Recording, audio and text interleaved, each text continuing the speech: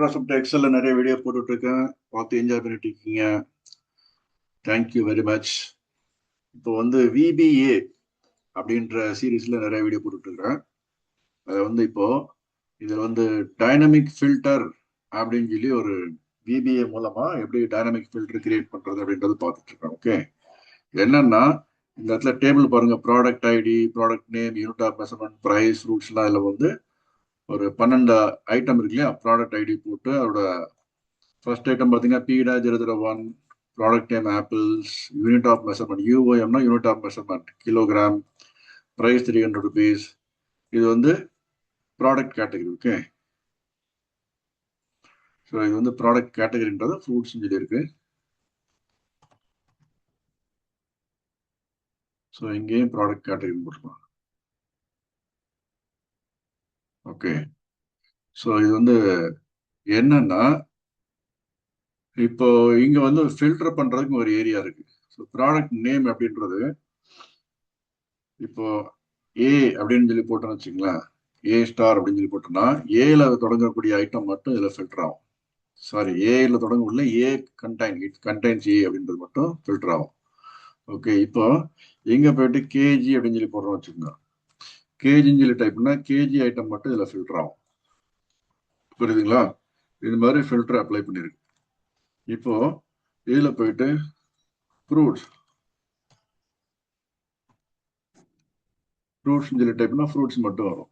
Okay, fruits இருக்கிற இடம் எல்லாமே வரும். புரியுதுங்களா? இப்போ இதுல போயிட்டு எஃப்ஆர்னு சொல்லி டைப் பண்ணா அதுவும் மறுபடியும் அப்படி தான் வரும். ஓகே, இப்போ டெலிட் பண்ணியாச்சுன்னா எல்லாம் போயிடும். பல்சஸ்ன்னு சொல்லி இருக்கு பார்த்தீங்களா, கடைசியில் எஸ்ன்னு சொல்லி முடியுது பார்த்தீங்களா, அது எல்லாமே எஸ்ன்னா எல்லாமே எஸ்ல முடியுது பார்த்தீங்களா, அது எல்லாமே வந்துடும். ஸோ ஆயில் அப்படின்னு சொல்லி டைப் பண்ணியாச்சுன்னா ஆயில் ஐட்டம் ஃபுல்லாக வரும். ஸோ இதில் நெக்ஸ்ட் என்ன பண்ணலாம், கேஜி அப்படின்றத போட்டுக்கலாம்.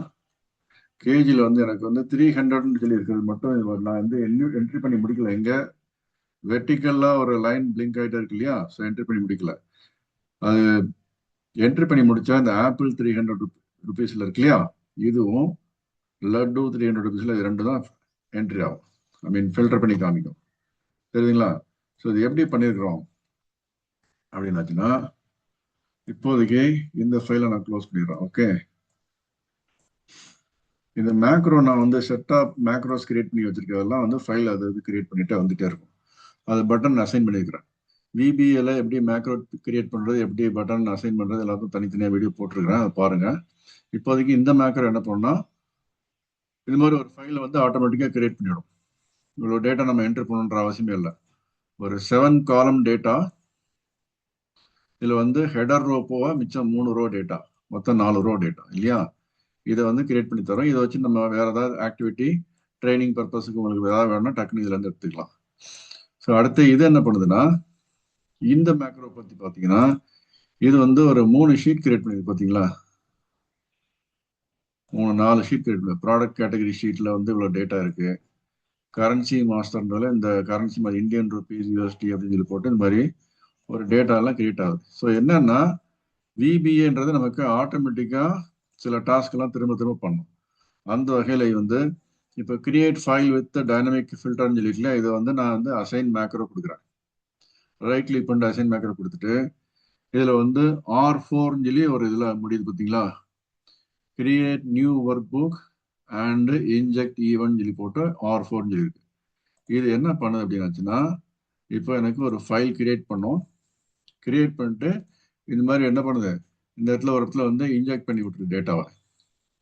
இப்போ இதை ரைட் கிளிக் பண்ணி வியூ கோட் பண்ணி பார்த்தாச்சுன்னா, இந்த ஈவெண்ட்ல போயிட்டு இந்த இடத்துல ஒரு கோடு நமக்கு இன்ஜெக்ட் ஆகணும். இது இந்த இடத்துல ஆகலை. என்ன ரீசன் பார்க்கலாம். ஓகே, இப்போ கேஜின்னு சொல்லி போட்டாச்சுன்னா கேஜின்றது இந்த இடத்துல ஃபில்டர் ஆகி வரணும் இல்லையா, இந்த இடத்துல வரல. அது என்னன்னு சொல்லி பார்க்கலாம் இப்போ. ஸோ அந்த கோடு ஏன் வரலன்னா, நமக்கு இந்த எக்ஸிக்யூட் ஆன கோட் இருக்கு இல்லையா, R4 சொல்லி இருக்கு பார்த்தீங்களா,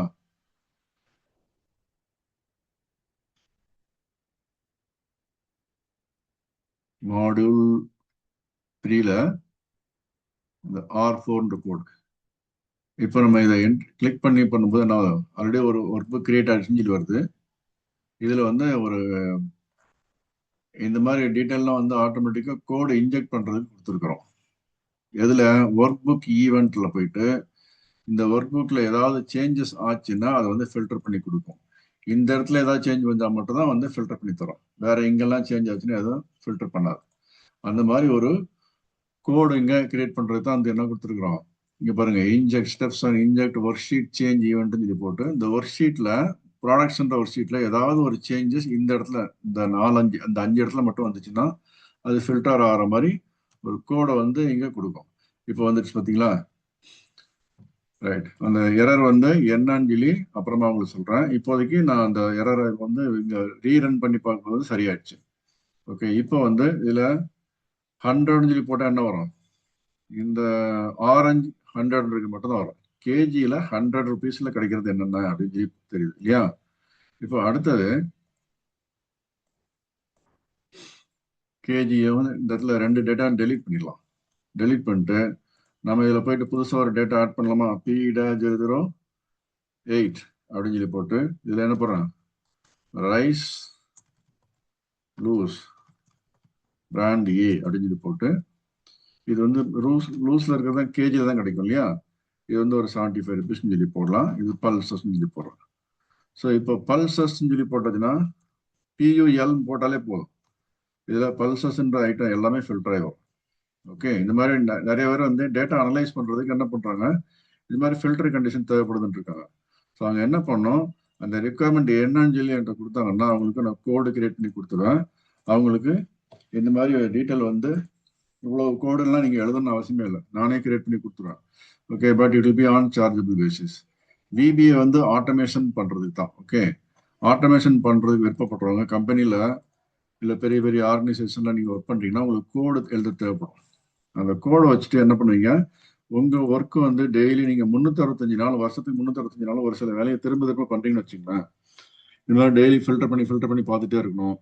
இல்ல வேற ஏதாவது ஆக்டிவிட்டி திரும்ப திரும்ப பண்றீங்க, VLOOKUP அப்ளை பண்றீங்க, ஃபைல் காப்பி பண்ணி ஒரே இடத்துல போடுறீங்க, ஒரு 5 ஃபைல் காப்பி பண்ணி ஒரே இடத்துல போடுறீங்க, டெய்லி 5 ஃபைல் காப்பி பண்ணி ஒரே இடத்துல போட்டு அங்க போயிட்டு VLOOKUP பண்ணுவீங்க, இல்லைன்னா ஏதாவது டேட்டா கிளீனிங் பண்ணுவீங்க.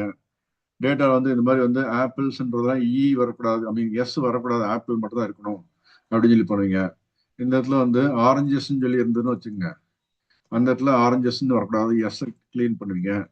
இந்த இடத்துல கேஜின்னு சொல்லி போட்டு K.G போட்டிருப்பாங்க, இதை வந்து கேஜியா மாற்றணும். இது மாதிரி நிறைய டேட்டா இருக்குன்னு வச்சுங்க, எப்படி மாற்றுவீங்க?